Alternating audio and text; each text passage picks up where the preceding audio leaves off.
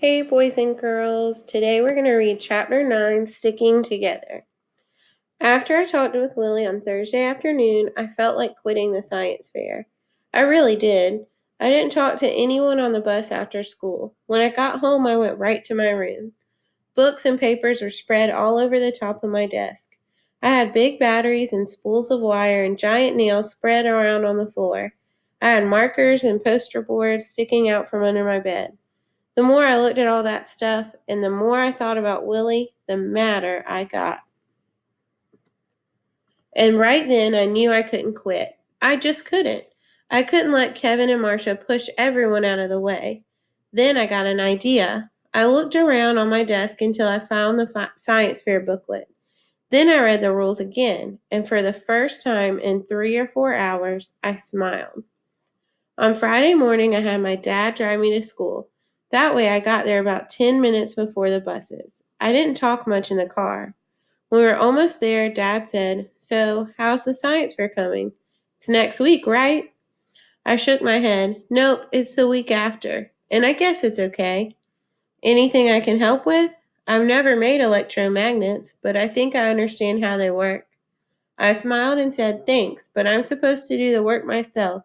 It says that in the rules." We pulled up in front of the door. We pulled up at the front door of the school. Dad said, "I'm sure you're doing a terrific job, but maybe I could at least look things over." I said, "Sure, that'd be good." Dad leaned over and gave me a kiss on the cheek. "Have a great day, Jake." I went into the office and asked Mrs. Drinkwater for permission to go to my room before the first bell. Mrs. Drinkwater is the school secretary. She's a good person to know. Even though Miss Carp is the principal, I think Miss Drinkwater runs my school most of the time. Because if you want to find out anything, you talk to Miss Drinkwater. Unless you're in trouble, then you talk to Miss Carp. When I got to my room, Miss Snavin was sitting at her desk using a calculator. I guess my shoes were too quiet because when I said Miss Snavin, she jumped about a foot and let out a little squeal. "Ooh, it's you, Jake." That gave me a fright. I said, "Sorry, Miss Snavin, but I have to talk with you. You know Willie, my friend in Miss Frule's class? I want to be partners with him for the science fair." Miss Snavin frowned. "The fair is the week after next. I think it's a little bit late to be choosing up partners." I reached into my backpack and pulled out the science fair booklet. I said, "It doesn't say anywhere in here that you have to pick partners by a special time. It just says that you have to sign up on time, and it says you can work by yourself or with one partner. And Willie and I both signed up before Christmas." Miss Navin was still frowning. "Why is it taking this long to decide you want to work together?" I said, "That's my fault. Willie wanted to be partners right at the start, but I said no. But now I want to. So will it be okay?" Miss Snavin took a deep breath and let it out slowly. She was looking through my booklet. "Well, it doesn't seem to be against the rules. So it'll be all right. I'll get the master list from the office and change it later today." I said, "Thanks, Miss Snavin." Then I went back to the side doors to wait for the buses. Willie was on bus 4, but it was a while before he got off. "Hey, Willie, over here." He saw me and waved. He moved through the crowd of kids to where I was waiting. "Hi, Jake." We walked into the gym and I said, "Guess what?" "What?" he said. "I've got a new partner for the science fair." Willie looked at me and squinted. "What do you mean? Who?" I grinned. "You. You're back in the science fair. You're my partner." Willie said, "No way." And I said, "Way. I talked with Miss Navin already, and it's not against the rules or anything." Willie smiled this smile that almost covered his whole face. Then the smile stopped and he squinted again. "But you said you wanted to work by yourself." I said, "Yeah, but now I don't. I wasn't having much fun either." The first bell rang and everyone began to move for their doors. I said, "Tell you what, get a pass to go to the library for lunch recess and we can talk about it, okay?" Willie said, "Yeah, okay. See you in the library." And then he smiled his big smile again. It's a great smile. When you have a partner to work with and it's a good partner, everything is more fun. It just is. And Willie and I talked at the library.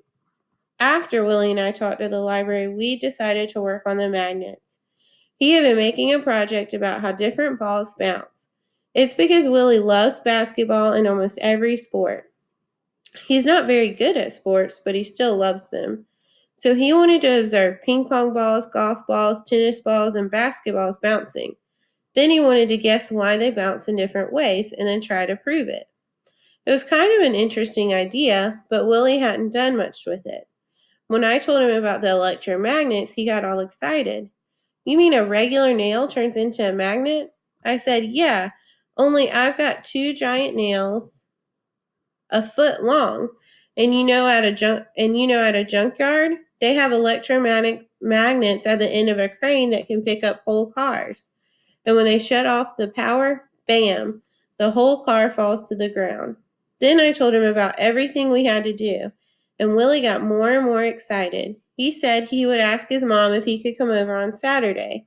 Then we could work all day on it. That'll be great. And there's one more thing, I said.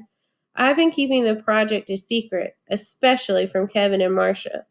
Willie nodded slowly and began to grin. Yeah, I like it. That means we know something that they don't know, right? See what I mean? How Willie got the idea right away? Me and Willie are like that. We're good partners. We laugh at the same kinds of stuff, and when he needs help or I need help, we stick together like magnets. Right, today you're going to be working on your slides, and you are going to be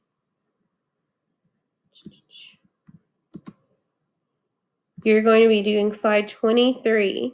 You have to think about how Jake has changed between chapter 4 to chapter 9.